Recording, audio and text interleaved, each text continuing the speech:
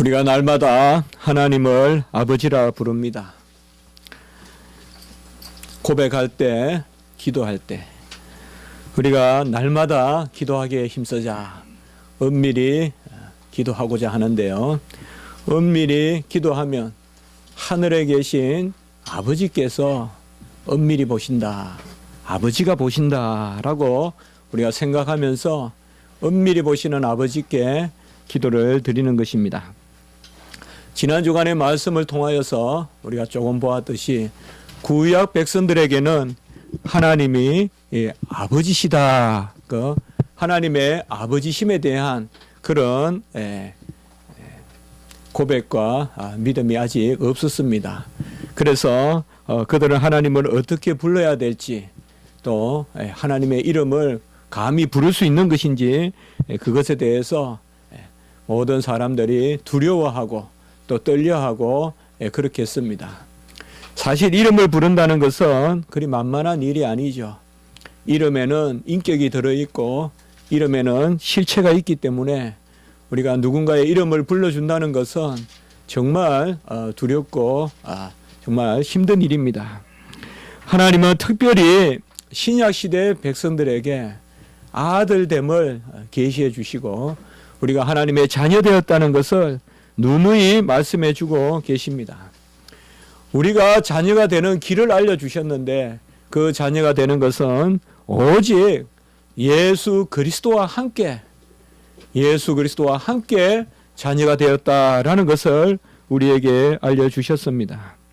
그래서 무엇보다도 먼저 이 땅에 오신 예수 그리스도께서 아들이심을 신약 성경을 통하여서 계속 드러내고, 그리고 그 아들과 우리가 하나가 되었기 때문에 우리도 하나님의 자녀다라고 이렇게 우리에게 계시해 주시는 것입니다. 그래서 우리가 자녀됨을 알려면 먼저 이 땅에 오신 예수 그리스도가 하나님의 아들이심을 알아야 되고, 이 땅에 오신 예수 그리스도가 하나님의 아들이심을 고백해야 됩니다. 그리고 그가 하나님의 아들이심을 믿어야 됩니다.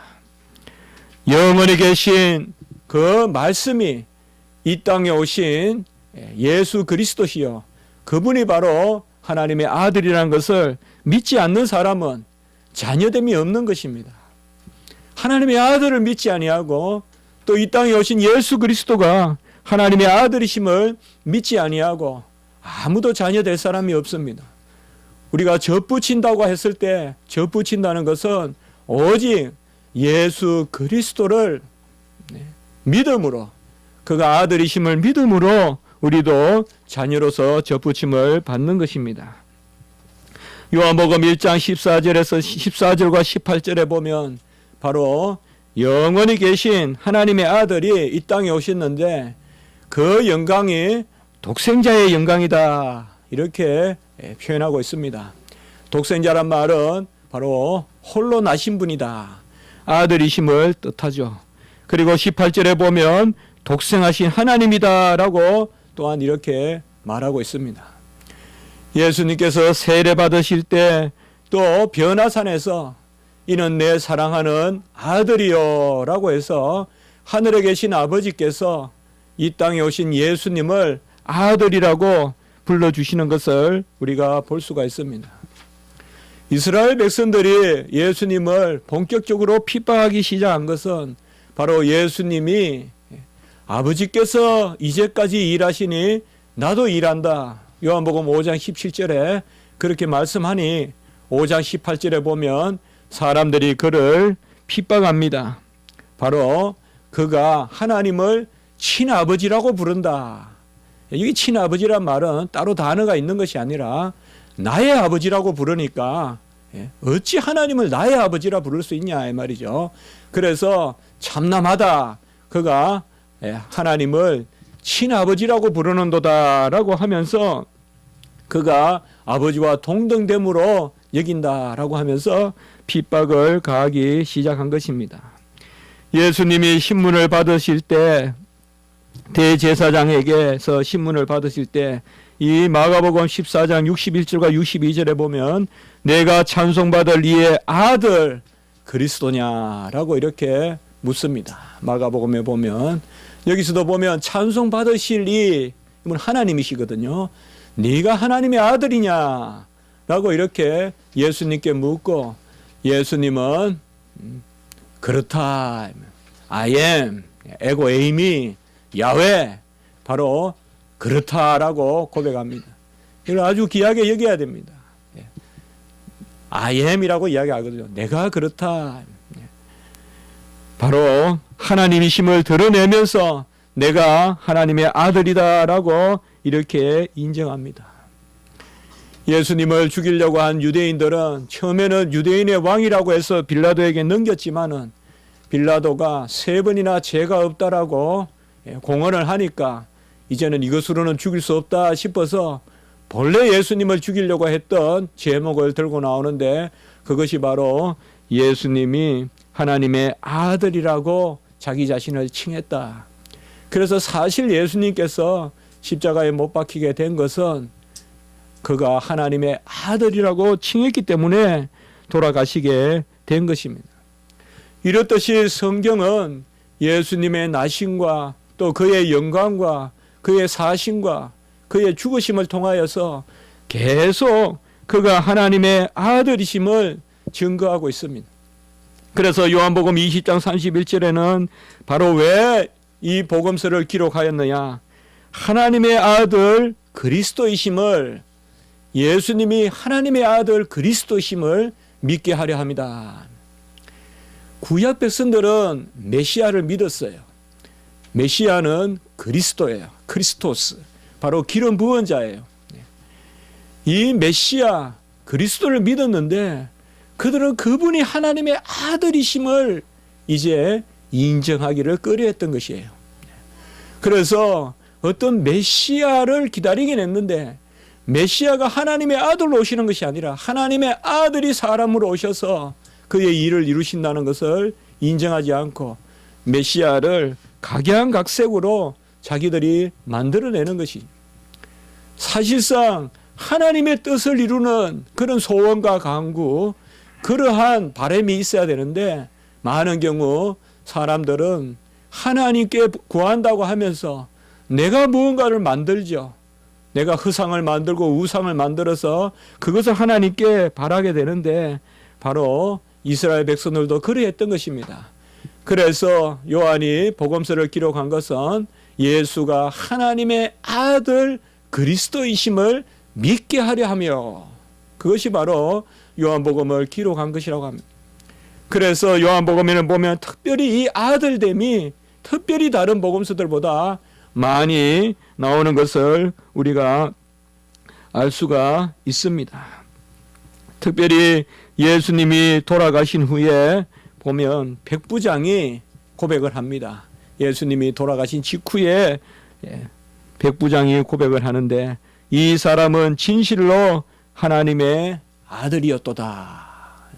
이 백부장은 분명히 이방 백부장이었을 것이고 이방 백부장이 예수님의 죽으심을 보고 이 사람은 진실로 하나님의 아들이었도다. 놀라운 고백이거든요. 사람은 사람이지 어떻게 하나님의 아들이 되냐 이 말이죠. 근데 이 사람은 호 안스로포스, 이 사람은 바로 피오스데우, 하나님의 아들이시다 라고 이렇게 정확하게 고백하는 것을 볼 수가 있습니다. 이스라엘 백성들은 이 하나님의 아들이심, 이 예수님이 하나님의 아들이심의 계시를 구약 때는 온전히 받지 못했는데 이제 그 아들이 이 땅에 오셔서 자기 자신을 아들로 드러내시고 우리가 그들 아들로 고백하기를 원하셔서 그것을 이제 성경에서는 계속 가르치시고 주님께서도 자기 자신을 아들로 드러내신 것입니다. 주님께서 자기 자신이 아들이심을 드러내는 것은 크게 우리가 몇 가지로 살펴볼 수 있는데 오늘은 고백과 기도와 그리고 우리의 삶 가운데서 어떻게 예수님이 자기 자신을 아들로 드러내시는지 우리가 살펴보고자 합니다. 베드로의 고백에 보면 주는 그리스도시요 살아계신 하나님의 아들이시니이다 라고 이렇게 고백을 했습니다. 주는, 여기 주는, 당신은, 바로 주님은, 나의 주는 그리스도시요. 그리스도란 말은 선지자, 왕, 제사장으로 예언된 구약의 기름 부은 받은 선지자요, 왕이요, 제사장으로 오시는 그 그리스도시요. 그리고 하나님의 아들이시다라고 이렇게 고백합니다. 하나님의 아들은 성자 하나님, 제2위 하나님, 영원히 계신 말씀 하나님. 그런데 우리가 여기서 중요하게 봐야 될 것은 살아계신이라는 분사입니다. 바로 주는 그리스도시요, 살아계신 하나님의 아들이십니다. 하나님의 아들인데 살아계신 하나님의 아들이다. Living Son of God, 바로 살아계신 하나님의 아들이다. 이 살아계시다는 것이 뭘까요? 영원히 동일하시다는 뜻도 있고 지금 내 앞에 계시다는 뜻도 있겠죠. 영원히 현재 분사는 우리가 변함없는 영원성을 뜻하거든요. 영원히 살아계시다는 뜻도 되고 지금 영원히 살아계시면 지금도 살아계셔야 될 거 아니에요. 그래서 이 베드로의 고백은 놀라운 것이에요. 주라는 고백이 있었고 예수가 나의 주라는 고백이 있었고, 이것은 주라는 고백은 부활과 성천 후에 오순절 성령의 임재 후에 비로소 제자들이 예수님을 주라고 본격적으로 부르는데 베드로는 여기서 벌써 주라고 불러요. 주는 이라고 부르고 그리스도시요, 바로 우리가 기다렸던 그리스도란 말이에요. 왕이요, 제사장이요, 선지자요. 그리고 사실 이 메시아 그리스도에 대한 고백은 구약 백성들이 흔히 했어요. 그보다 더 중요한 고백은 그 메시아가 누구냐 이 말이죠. 바로 살아계신 하나님의 아들이시다 이 말. 살아계신 하나님의 아들이다라고 이렇게 고백합니다. 도마의 고백도 있어요. 나의 주, 나의 하나님. 그러나 이 아들됨에 대한 고백, 이것이 베드로에게 아주 중요한 거예요. 그래서 어떤 고백보다 주님은 고백을 여러 차례 들으시는데 특별히 이 베드로의 고백을 듣고는 내가 복이 있도다라고 특별히 말씀하는 걸 볼 수가 있어요. 네가 복이 있다. 그리고 바로 너를 베드로라 부르고 반석 위에 교회를 세우고 누구든 이 고백으로 이 고백을 받으면 하늘에서도 열릴 것이요, 이 고백을 물리치면 하늘에서도 매일 것이다 라고 이렇게 말합니다. 아주 대단한 권세를 선포해 주시는 것입니다. 베드로가 고백을 했을 때요. 그리고 이 고백을 알게 하신 이는 하늘에 계신 내 아버지가, 마태복음 16장 17절이에요. 16장 16절은 주는 그리스도시요 살아계신 하나님의 아들이시니다 하고, 이것을 알게 하신 이는 하늘에 계신 내 아버지라고 했어요. 나의 아버지. 누가? 예수님이.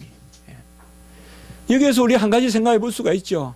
하늘에 계신 내 아버지가 베드로 너에게 알게 했다. 저는 이 말씀을 준비하면서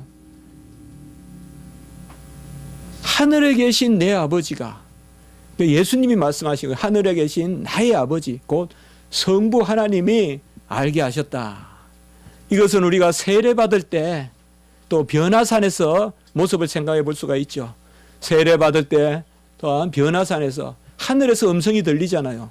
비둘기같이 성령이 내려올 때 이는 내 사랑하는 아들이요. 이렇게 지금 생각하는 거예요. 제가 설교하면서 그렇게 한번 연결시켜 봤어요. 이는 내 사랑하는 아들이요, 내 기뻐하는 자라는 하늘의 음성이 울렸듯이 그 하늘의 음성으로 베드로 네가 알게 되었다는 거예요.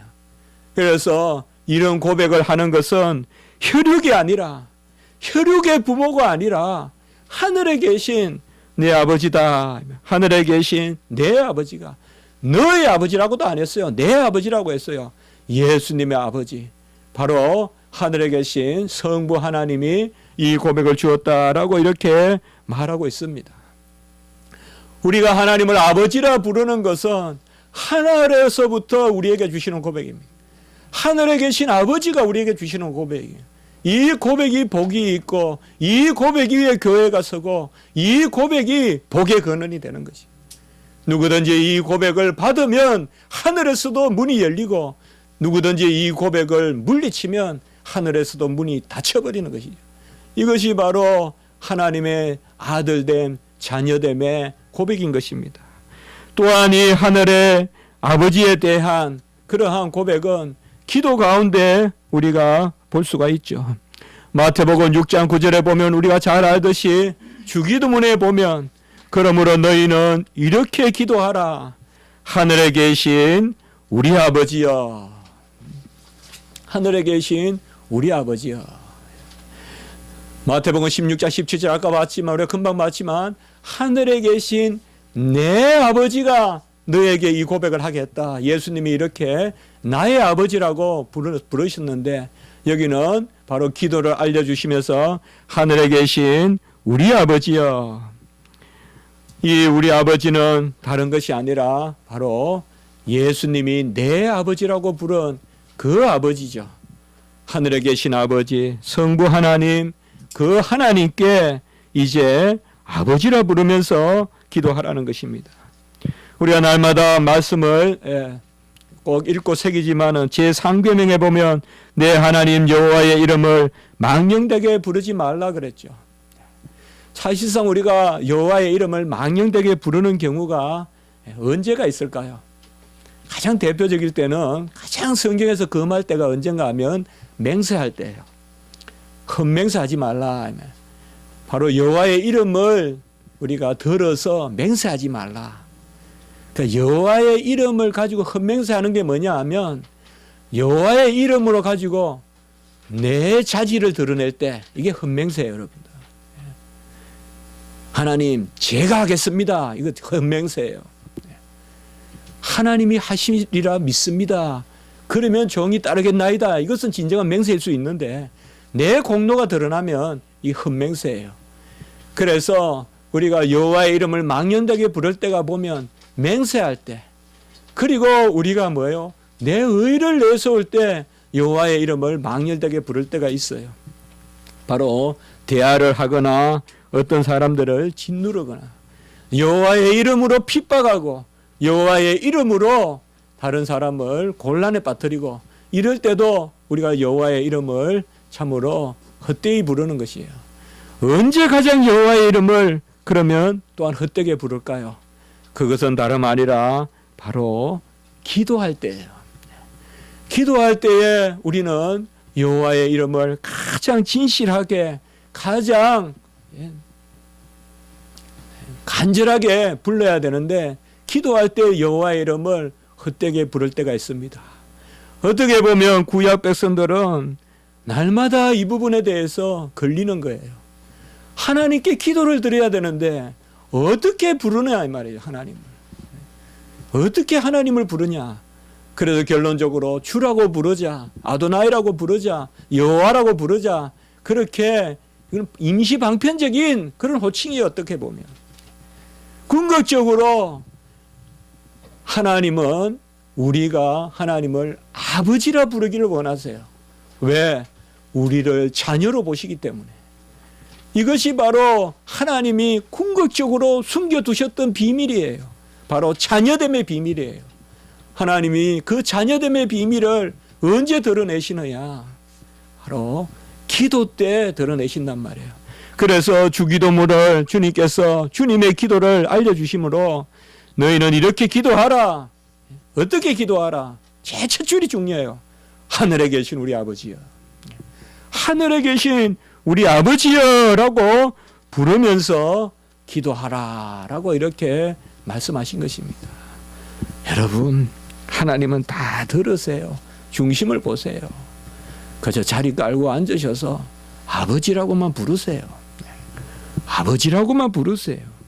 관계만 인정하세요. 관계만 고백하세요. 뭐 세세하게 구하라고 하는데 저는 그게 무슨 기도인지 모르겠어요. 저는 그렇게 말하고 싶지 않아요. 뭘 그렇게 세세하게 구할 수 있어요, 우리가. 세세한 것은 하나님이 아시는 거죠.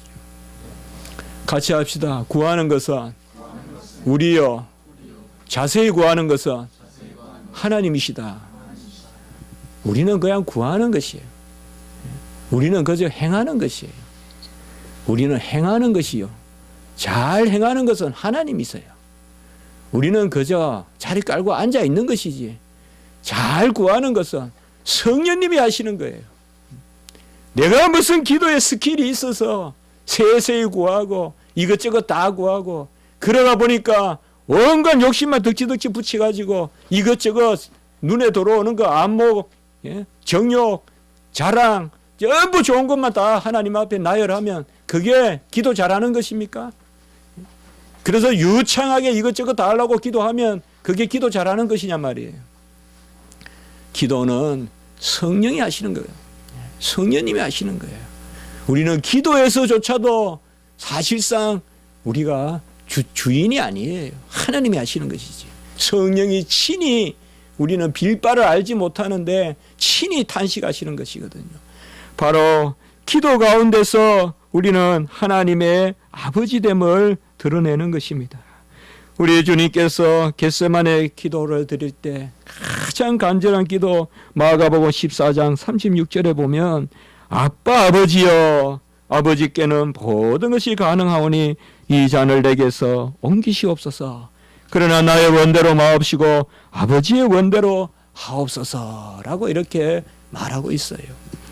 가장 근심이 되고 고민이 되고 심히 번민하셨다고 성경에 나타나듯이 그때 바로 하나님 아버지께 아빠 아버지라고 부르는, 그야말로 아빠라는 말은 아주 어린 자녀가, 우리 가영이나 내은이 같은 그런 어린 자녀가 부모를 부를 때, 아버지를 부를 때 아빠 아버지, 아빠 호파테르, 아빠 아버지라고 부르는 것이거든요.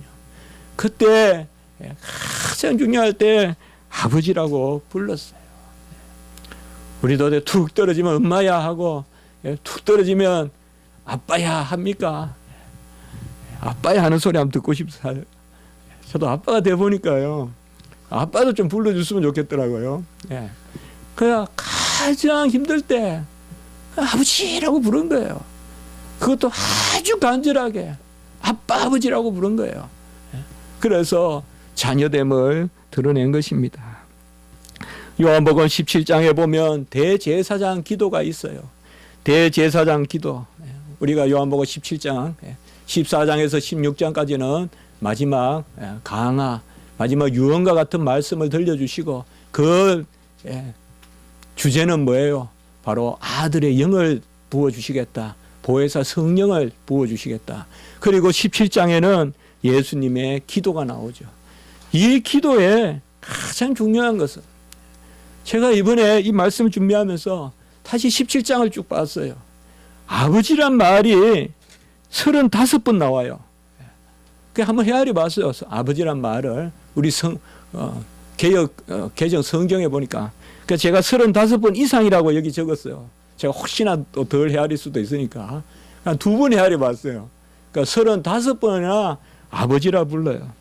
그래서 실제로 헬라어 성경에도 그런가 싶어서 헬라어 성경을 넘겨보니까 아버지라는 이름은 6번만 나와요. 6번만. 그것도 전부 다 혹격으로 나와요. 혹격으로. 부르는 것으로. 그래, 헬라어로 한번 같이 해볼까요? 파테르. 여러분들, 우리가 그 파터널이라면 영어도 있잖아요. 아버지의. 그 헬라어에서 나온 거예요. 예수님 쓰던 언어예요. 그래서 아버지라는 단어 파테르인데요. 혹격도 같아요. 혹격은 음이 좀 짧아요. 본래 아버지는 파테르 길어요. 그런데 혹격은 파테르 빨리 부르는 거예요. 그래서 짧게 혹격으로 6번이 나와요. 그리고 왜 우리 성경은 이것을 아버지가 6번밖에 없는데 35번이나 아버지라고 기록했느냐? 나머지는 거의 다 당신의 이렇게 되어 있어요. 당신의. 그래서 우리가 성경을 번역하면서 아버지여, 아버지께서 나와 함께 계시고 내가 아버지 안에 있는 것, 이것은 아버지여 내가 당신 안에 있고 당신이 내 안에 있는 것, 전부 당신으로 돼 있어요. 당신으로. 근데 우리나라 번역을 할 때 당신으로 번역하면 조금 그렇잖아요. 우리 뉘앙스에 안 맞잖아요. 그러니까 전부 다 대명사를 아버지로 다 바꿔놓은 거예요. 아버지로. 번역을 잘했다고 여깁니다, 저는. 그러나 우리가 알 것은 아버지여 부르고, 그리고 당신은 또 아버지여 부르고 당신은 이렇게 계속 이야기하고 있는 것이 요한복음 17장이에요. 제가 시간이 없어서 다음에 이것을 말씀하면 전하겠지만은 이 6번의 아버지여라고 부른 것을 보면 1절과 5절에서는 아버지여, 아버지와 아들이 곧 예수님이 함께 가지고 있었던 영화로서 지금도 아들을 영화롭게 하소서라고 이렇게 먼저 기도하는 것을 볼 수가 있어요. 그래서 아버지와 함께 가지고 있었던 영광으로 아들을 영화롭게 하심으로 아버지의 영광을 받으시옵소서. 이 영광을 받는다는 말은 뭔가 하면 바로 아버지와 아들이 함께 일하시는 것을 이야기해요. 이것은 다음에 또 한 말씀을 나눠볼게요. 그리고 17장 11절과 21절에 보면 또 아버지여라고 2번 부르고, 아버지여 우리가 하나 된 것과 같이 저들도 하나 되게 해 주시옵소서. 이렇게 또한 이야기합니다. 그래서 하나됨에 대한 그런 기도를 드립니다. 그래서 성부와 성자가 하나가 된 것 같이, 우리가 하나가 된 것 같이, 이 말은 아들과 아버지가 하나가 된 것 같이 저들도 하나가 되게 해 주십시오. 우리도 아들로 편입시켜 주십시오.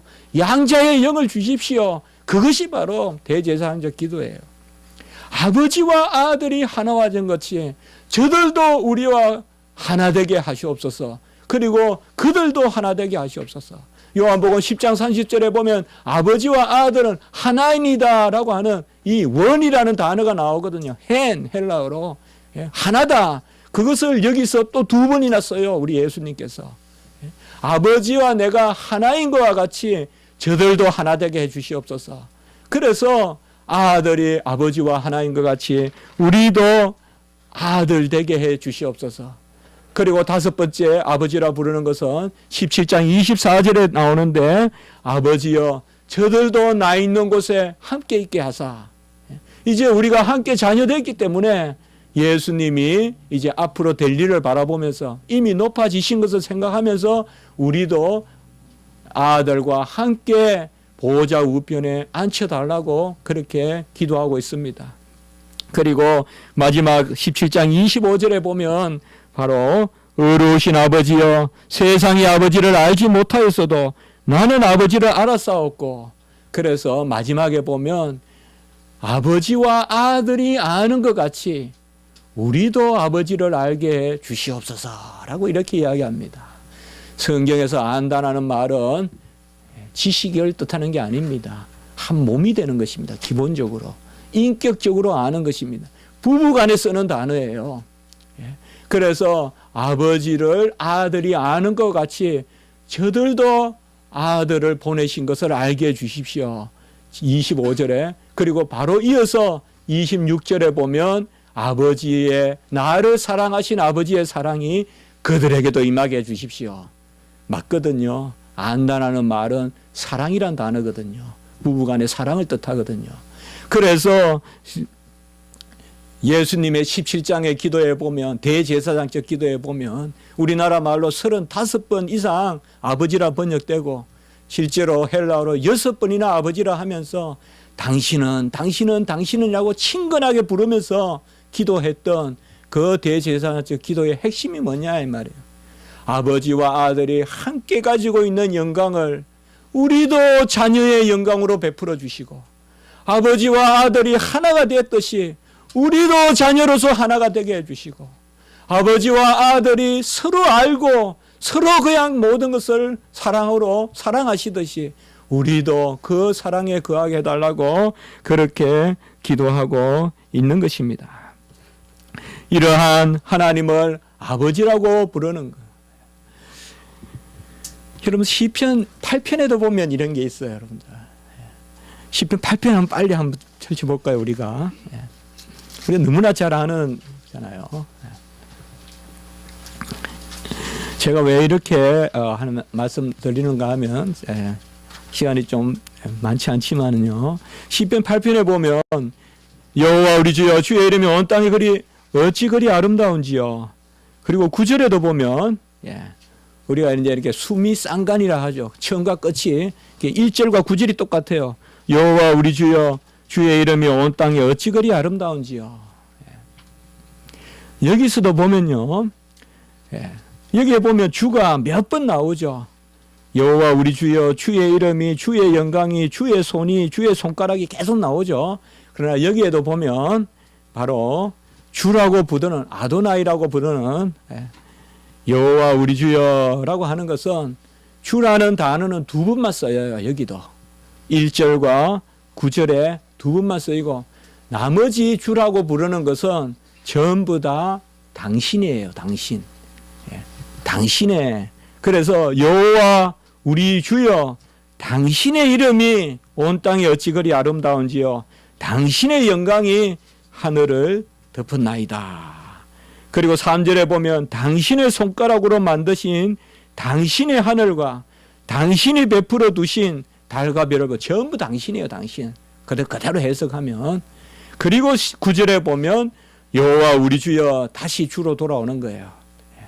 그래서 제가 왜 이렇게 말씀을 드리는가 하면 시편에서 주라고 부른다고 해서 전부 다 주라는 단어가 쓰인 것이 아니라 당신이라고 부를 때 주라는 단어가 사용된다. 이것도 역시 마찬가지잖아요. 우리가 주의 이름이 온 땅에 어찌 아름다운지요. 당신의 영광이 하늘을 덮었나이다.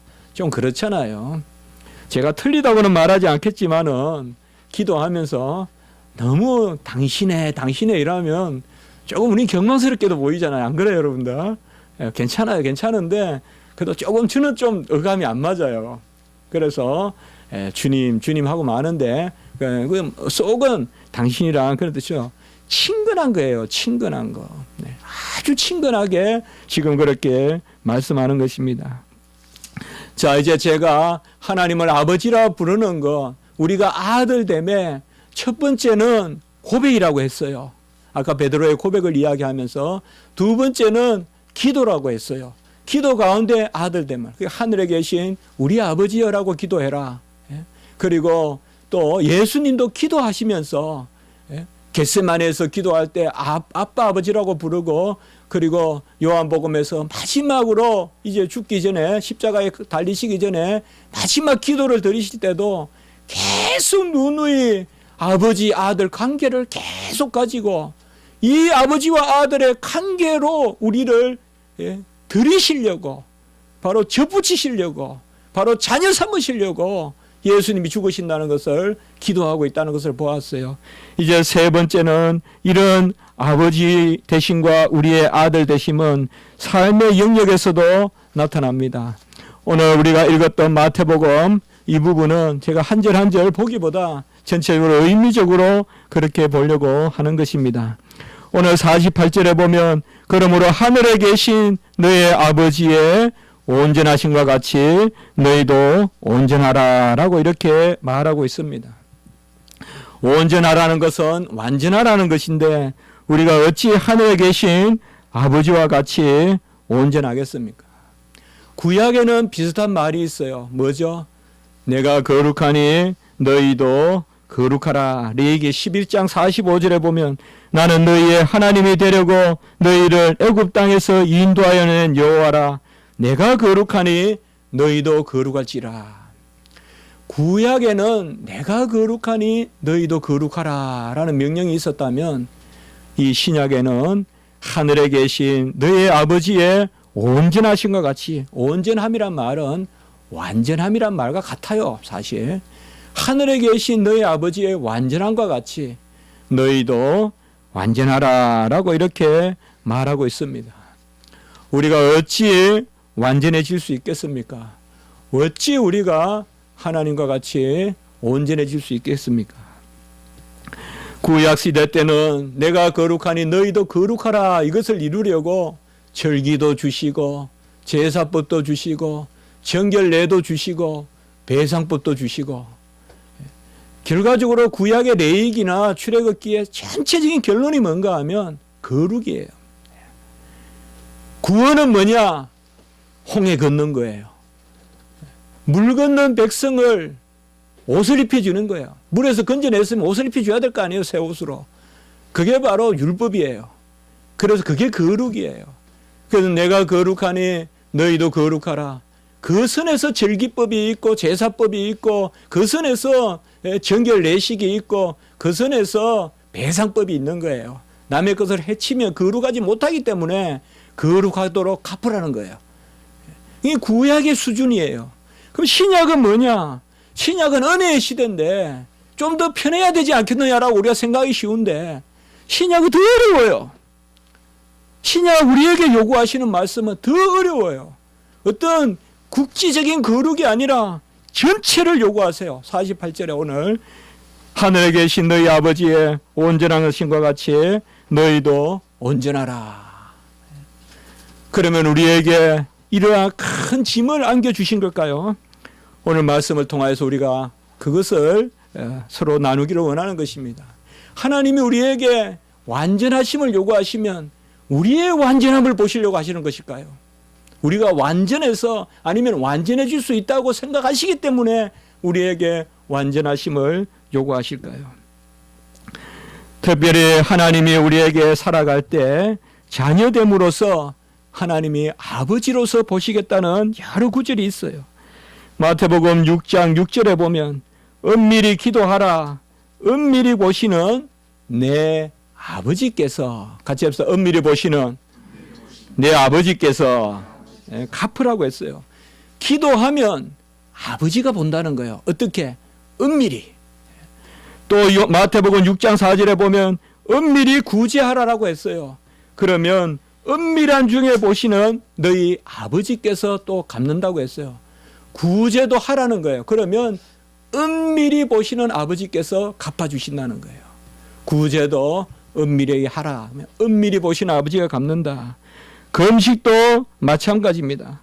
은밀히 금식하라. 18절에 보면 마태복음 6장 18절에 보면 은밀한 중에 계신 내 아버지께서 갚으시리라. 은밀히 뭘까요, 여러분들? 은밀히. 뭐가 은밀일까요? 자, 우리가 자녀들에게 설거지해. 은밀히 보는 아빠가 용돈 준다 이 말이에요. 은밀한 게 뭘까요? 감시하는 걸까요? 감시하는 걸까요? 제가 원욱이한테 설거지 하라 그러면요, 원욱이가 감기도 걸리고 이러면 큰 설거지는 제가 해놓습니다. 그러면 작은 설거지만 해요. 이게 우리 바깥 저하고 우리 안사람하고 차이예요. 저는 애를 이렇게 다독거려요. 그래서 큰 설거지는 내가 해놓고 그러면 지가 해요. 작은 설거지는. 그 밥 한 서너 그릇요. 밥그릇. 저는 큰 거 다 해요. 막 완전히. 은밀히 보신다는 게 뭘까요?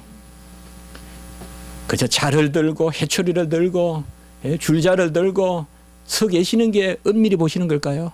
모르는 데서 살펴본다. 너 잘해라. 아니죠. 은밀히 도우시겠다는 뜻이죠. 은밀히 도우시냐. 뭐를 도우시냐?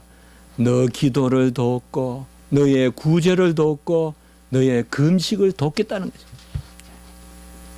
은밀히 보시는 주님께서 은밀히 갚아주시겠다는 말은 주님께서 행하시겠다는 것이에요. 우리가 움직이기만 하면 우리는 잘할 수 없잖아요. 아까 말했듯이 잘하는 것은 하나님이 하시는 것이잖아요. 은밀한 역사, 은밀한 성령의 역사, 이런 것은 우리에게 세상에서 은밀한 것은 뭔가 숨기는 것이요, 감추는 것이요, 음흉한 것일 수 있지만은 주님의 은밀하심은 바로 처음과 끝을 다 아시는 거예요. 우리의 연약함을 아시니까 은밀히 보시는 거예요. 우리의 금식을 도우시는 거예요. 우리의 기도를 도우시는 거예요. 천사를 보내셔서 도와주시는 거예요. 기도할 수 있게 해주시는 거예요. 우리가 구제할 수 없는데도 구제할 수 있게끔 은밀히 도와주시면서 은밀히 갚아주시는 거예요. 그것이 바로 은밀한 것이에요. 여기 은밀한 것이 바로 어떻게 나오느냐? 이것이 바로 아버지와 아들 사이만의 관계예요. 아들만이, 자녀만이, 딸만이 이 은밀한 아버지의 사랑을 받을 수가 있어요. 우리 자녀에게 베푸는 사랑, 누구에게 베풀 수 있을까요? 그 은밀함이 있어요, 부모에게는. 우리 자녀들은 그저 옆집 아저씨가 한번 잘해주면 옆집 아저씨가 훨씬 좋은 줄 알지만은 아빠보다 아빠의 은밀함이 있다고요. 옆집 아저씨는, 동네 아줌마는 가지고 있지 않은 은밀함이 있다고요. 오늘 여기 말씀해 보면 바로 내 이웃을 사랑하고 원수를 미워하였다는 것을 너희가 들었으나, 이건 레위기 19장에 나오는 구약시대 이야기예요. 이웃은 사랑하고 원수는 미워해라. 이것도 힘들죠, 사실. 우리는 이웃도 미워하죠. 그러나 구약의 수준은 이 수준이에요.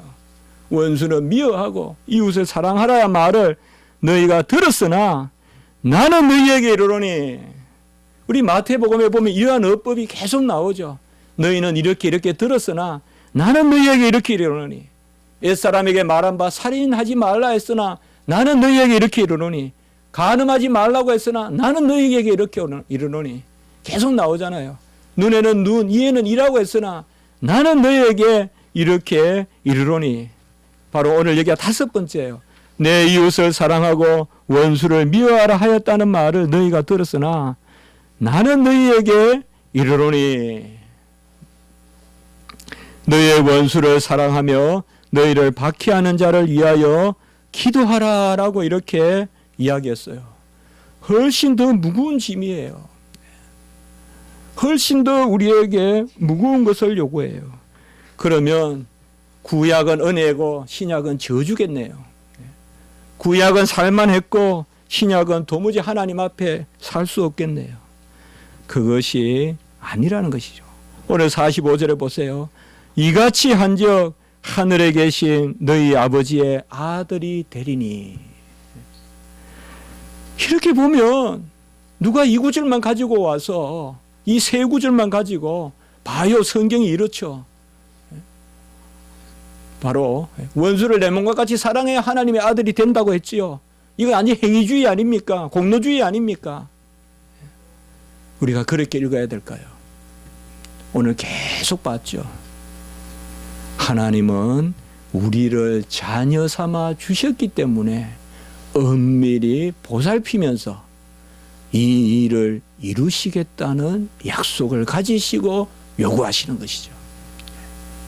같이 합니다. 명령 있는 곳에 약속이 있다. 바로 새 언약은 우리에게 본질적인 것을 요구하시지만은 그만큼 우리에게 은혜를 베푸시는 거죠. 구약 시대 때는 자녀의 복이 아직까지 없었기 때문에 구약 백성은 눈에는 눈, 이에는 이, 원수는 미워하고 이웃은 사랑하라는 정도의 수준이었지만은 이제 신약 백성들은 자녀의 자리에 세우시기 때문에, 그래서 원수를 내 몸과 같이 사랑하면 이와 같이 한즉 하늘에 계신 너희 아버지의 아들이 되리니. 우리가 성경에 많은 경우 된다 이런 조건같이 보이는 것은 조건으로 읽으면 안 돼요, 여러분들. 이거는 서술로 읽어야 돼요. 팔복도 마찬가지예요. 심령이 가난한 자는 복이 있나니 심령이 가난해지면 복이 있다 이렇게 읽으면 안 된다 이 말이에요. 우리는 심령이 가난한데 하나님이 채워주시니 복이 있다 선포로 읽어야 된단 말이에요. 이것도 마찬가지예요. 이렇게 해야 하나님의 자녀가 된다라고만 읽지 말고 그렇게 읽으면 모든 성경이 힘들잖아요. 그렇게 읽으면 안 돼요, 성경은. 특별히 신약 성경이 그렇게 읽으면 안 돼요. 신약 성경에는 명령과 서술이 함께 있어요, 항상. 뭐뭐 하라라고 하면 나는 뭐뭐 하다라는 고백을 하나님이 주시는 거예요. 그렇기 때문에 내 이웃을 사랑하고 원수를 미워하라 하였다.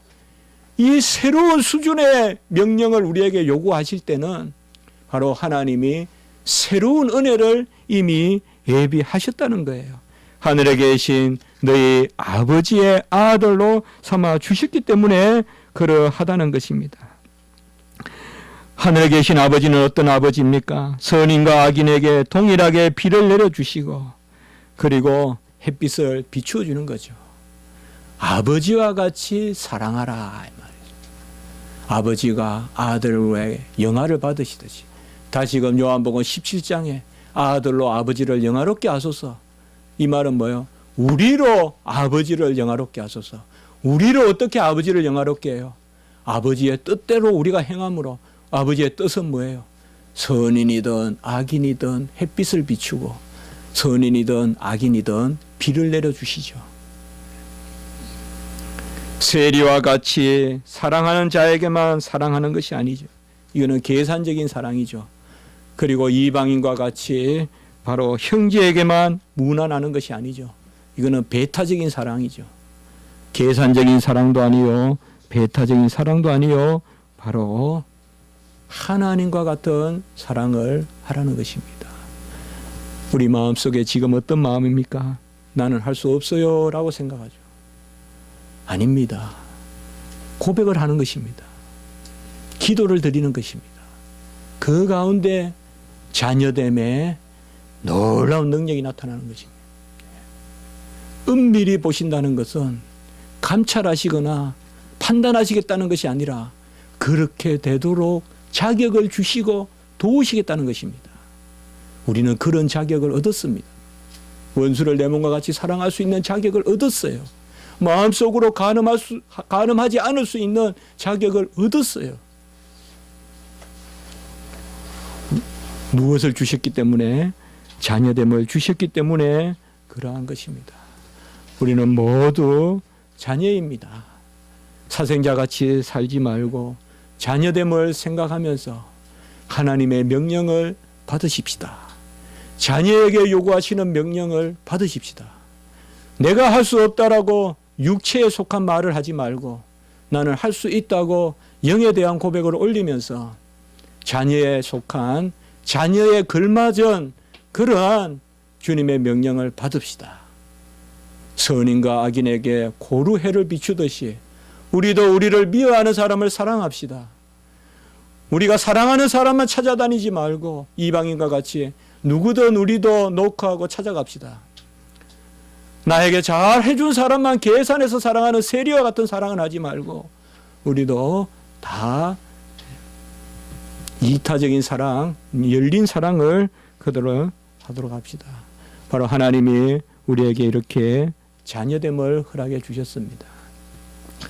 제가 구약에 하나님의 아들이심을 먼저 설교하려다가 오늘 우리의 아들됨을 먼저 살펴보고 다음 주에는 이러한 아들됨이 구약에 어떻게 숨어서 나타나는지 그것을 제가 한번 살펴보려고 하는 것입니다.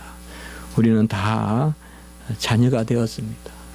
고백에서 기도해서 하나님을 아버지로 많이 부르시기 바랍니다. 많이 하나님을 아버지로 부르시고 너무 구체적으로 기도 안 해도 됩니다. 아버지 하면 다 압니다. 하나님 다 아세요. 아버지 하고 그냥 앉아 계세요. 다 알아요. 천사가 와서 도와줘요. 마음의 영이 움직여요.